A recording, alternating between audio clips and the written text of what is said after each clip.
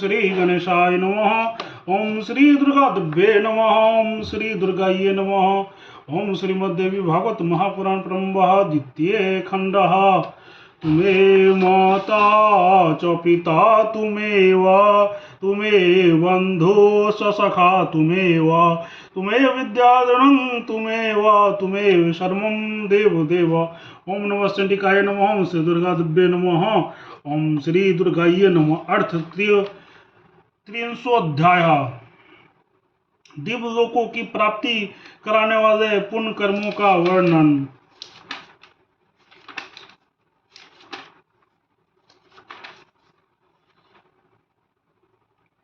सावित्री बोली, हे यम, जिस कर्म के प्रभाव से पुण्यवान मनुष्य स्वर्ग आदि अन्य लोकों में जाते हैं उसे मुझे बताने की कृपा कीजिए। धर्मराज बोले, हे साध्वी, जो भारतवर्ष में विप्र को अन्नदान करता है वो दान दिए गए अन्न की संख्या के बराबर वर्षों तक शिवलोक में प्रतिष्ठित होता है।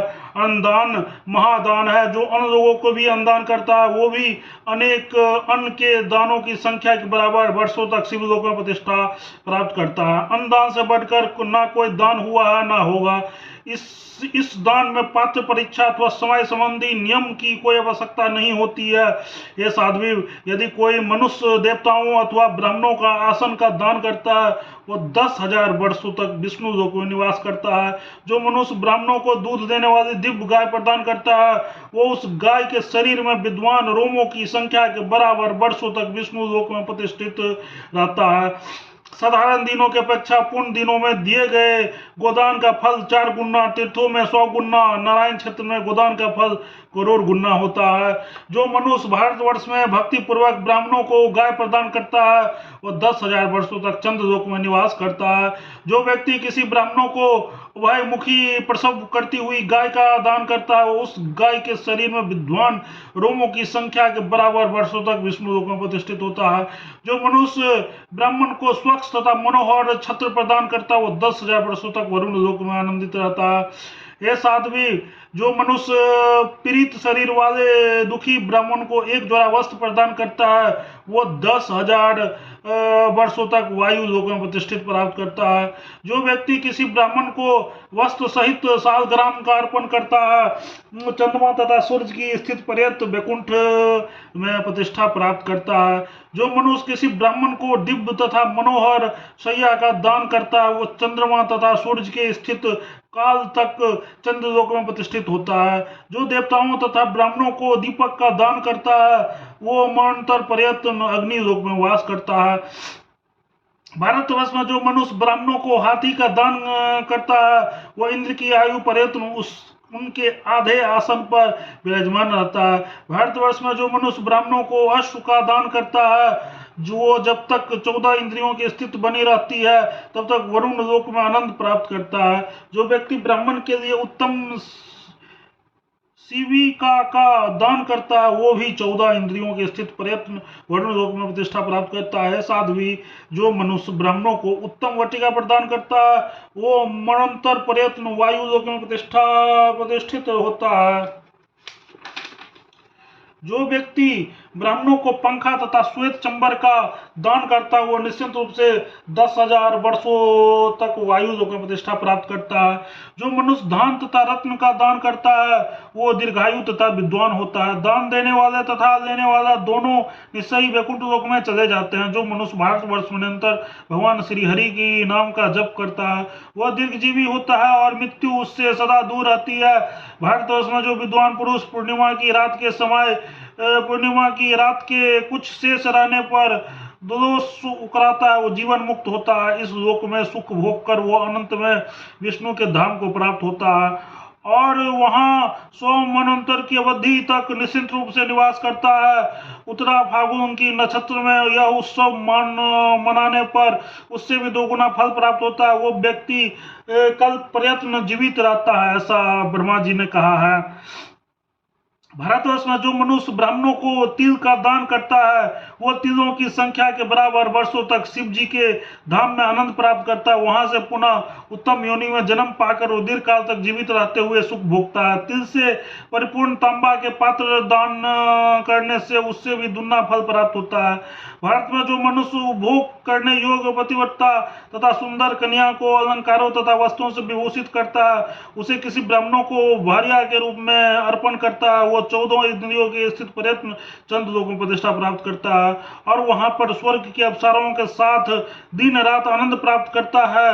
उसके बाद वह निश्चय ही गंधर्व लोक में 10,000 वर्षों तक निवास करता है और वहां पर उर्वशी के साथ क्रीड़ा करते हुए दिन रात आनंद प्राप्त करता है। तत्पश्चात उससे हजारों जन्म तक सुंदर साध्वी सौभाग्यवती कोमल तथा प्रिय संभाषण करने वाली भार्या प्राप्त होती है। जो मनुष्य ब्राह्मणों को सुंदर फल प्रदान करता है वो जितने फल दे दिए गए होते हैं उतने वर्षों तक इंद्र लोक में प्रतिष्ठा प्राप्त करता है। इसके बाद वो उत्तम योनि में जन्म लेकर श्रेष्ठ पुत्र प्राप्त करता है। फल वाले वृक्षों के दान का फल उससे भी 1000 गुना अधिक बताया गया है।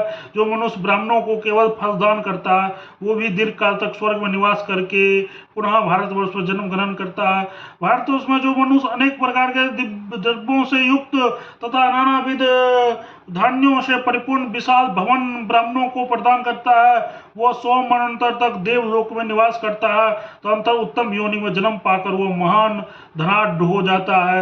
ये साध्वी पुण्य क्षेत्र भारतवर्ष में जो मनुष्य हरी भरी फसलों से संपन्न सुंदर भूमि भक्ति पूर्वक ब्राह्मणों को अर्पण करता है और निश्चित रूप से 100 मरणोत्तर तक वैकुंठ लोक में प्रतिष्ठा प्राप्त होता है। तत्पश्चात पुनः उत्तम योनि में जन्म लेकर वो बहुत महान राजा होता है। 100 जन्मों तक भूमि उसका त्याग नहीं करती है और वह श्री युक्त धनवान तथा पुत्रवान राजा होता है।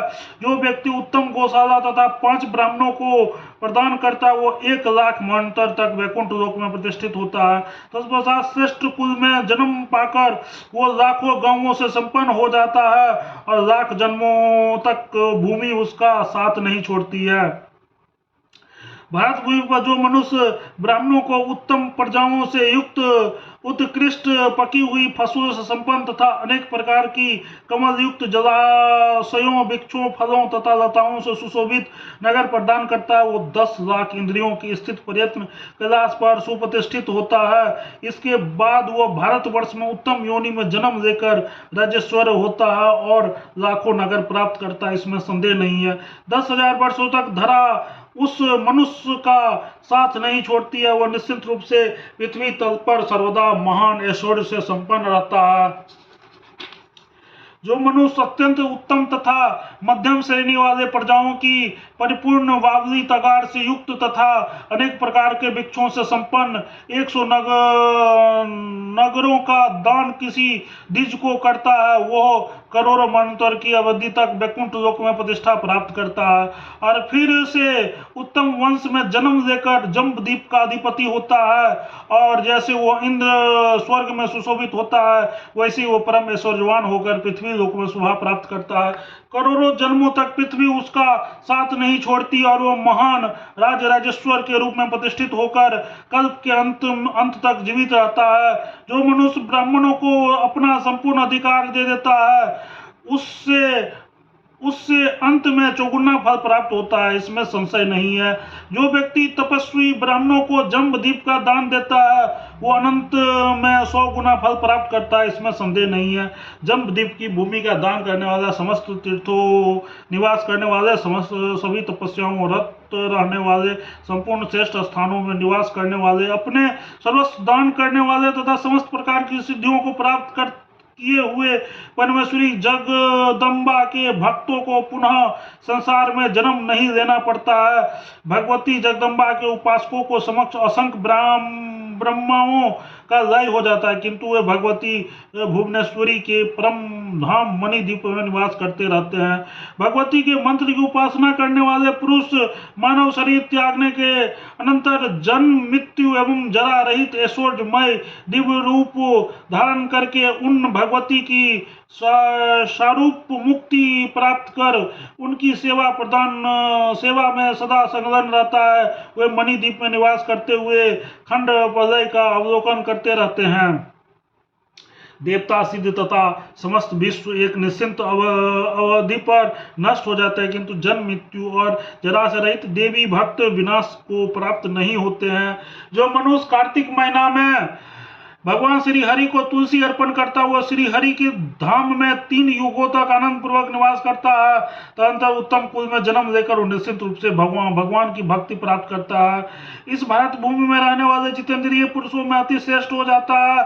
जो व्यक्ति अरुणोदय के समय गंगा के मध्य स्नान करता है वो 60,000 युगों तक भगवान श्री हरि के धाम में आनंद प्राप्त करता है। वो श्रेष्ठ कुल में जन्म पाकर विष्णु मंत्र की सिद्धि करता है और अंत में पुनः मानव शरीर त्याग कर भगवान श्री हरि के धाम में चला जाता है। उस वैकुंठ धाम में फिर पृथ्वी तल पर उसका दोबारा जन्म नहीं होता।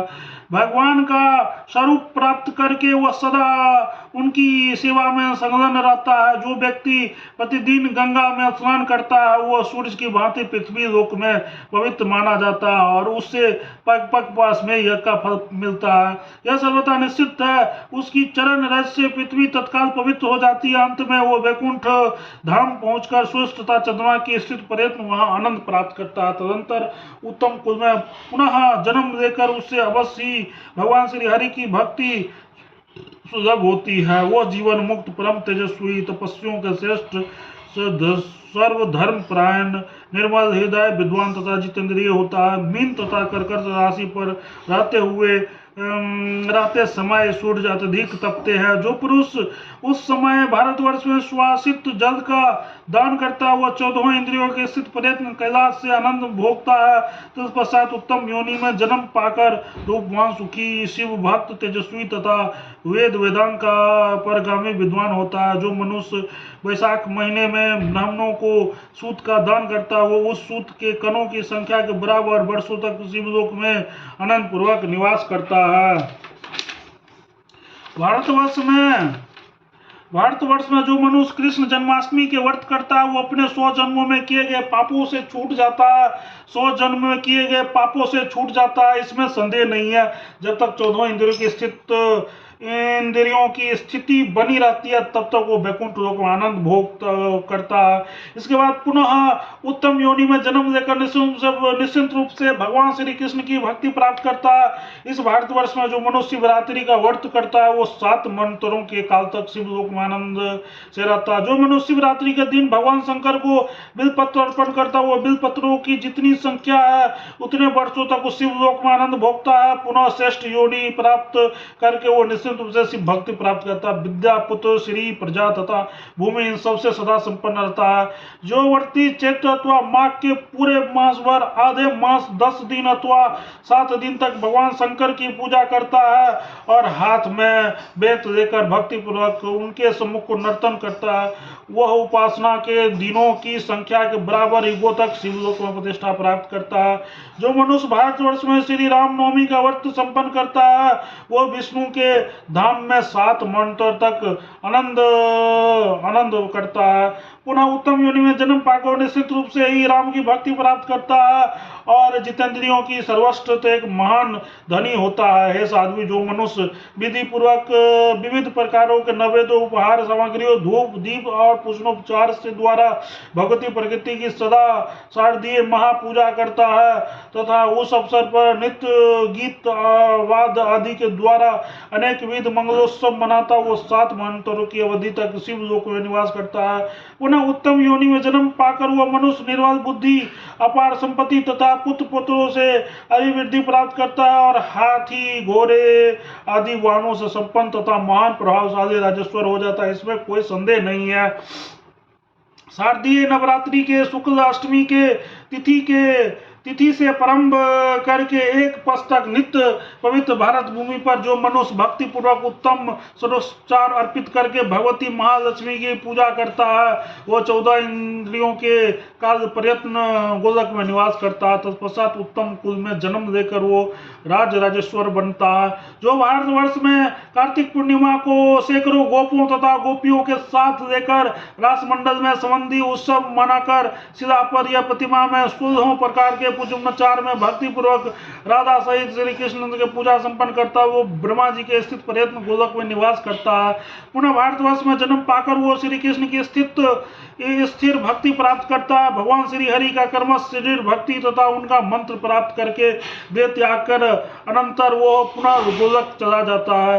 वहां श्री कृष्ण के समान रूप प्राप्त करके वहां उनका प्रमुख पार्षद बन जाता है। पुनः वहां से उसका पतन नहीं होता है और जरा तथा मृत्यु से सर्वदा रहित हो जाता है। जो व्यक्ति शुक्ल अथवा कृष्ण पक्ष की एकादशी का व्रत करता है वो ब्रह्मा के आयु पर्यंत वैकुंठ लोक में आनंद का भोग करता है। पुनः भारतवर्ष में जन्म लेकर उनसे ही श्री कृष्ण की भक्ति प्राप्त करता है और वह कर्मश एकमात्र श्री हरि के प्रति अपना भक्ति को सुदृढ़ करता रहता है। अंत में मानव देह त्याग कर वो पुनः गोलक में चला जाता है और वहां पर श्री कृष्ण का स्वरूप प्राप्त करके उनका पार्षद बन जाता है। वहां से पुनः संसार में उसका आगमन नहीं होता, वो सदा के लिए जरा तथा मृत्यु से मुक्त हो जाता है। जो मनुष्य भाद्रपद मास के शुक्ल पक्षी द्वादशी तिथि को इंद्र की पूजा करता है वो 60,000 वर्षों तक इंद्रलोक में सम्मानित होता है। जो भारतवर्ष में रविवार को संक्रांति अथवा शुक्ल पक्षमी के 7वीं तिथि को सूर्य की पूजा करके भोजन में हविष्यान्न ग्रहण करता है वो 14 इंद्रियों के आयु पर्यंत सूर्यलोक में सुप्रतिष्ठित होता है। इसके बाद भारतवर्ष में फिर से जन्म लेकर वो आरोग्य युक्त तथा श्री संपन्न होता है। जो मनुष्य ज्येष्ठ मास के कृष्ण पक्षी के चतुर्दशी तिथि को भगवती सावित्री की पूजन करता है वो 7 मनंतरों की अवधि तक ब्रह्म लोक में प्रतिष्ठित होता है। पुनः पृथ्वी लोक पर वो श्रीमान अतुल पराक्रमी चिरंजीवी ज्ञानवान तथा संपदा संपन्न हो जाता है। जो मनुष्य माघ महीने के शुक्ल पक्षमी के 5वीं तिथि को भक्ति पूर्वक 16 प्रकार के पूजनोच्चार से अर्पण कर सरस्वती की पूजा करता है वो ब्रह्मा के आयु पर्यंत मणिद्वीप में दिन रात प्रतिष्ठा प्राप्त करता है।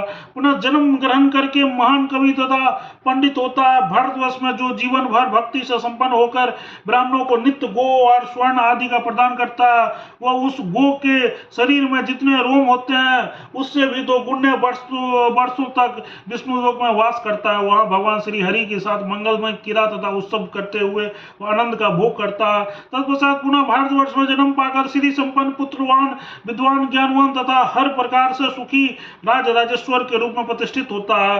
भारतवर्ष में जो मनुष्य ब्राह्मणों को मिष्ठान का भोजन कराता है वो उस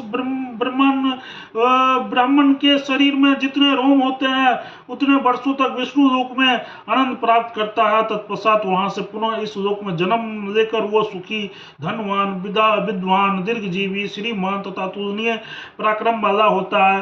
भारतवर्ष में जो मनुष्य भगवान श्री हरि की नाम का स्वयं कीर्तन करता है तथा अथवा इसके लिए दूसरे को प्रेरणा देता है वो जपे गए नामों की संख्या के बराबर युगों तक विष्णु लोकों में प्रतिष्ठित होता है और वहां से पुनः इस लोकों में आकर वो सुखी तथा धनवान होता है। यदि भगवान का नाम जाप नारायण क्षेत्र में किया जाए तो उसके फल करोड़ों गुना अधिक होता है।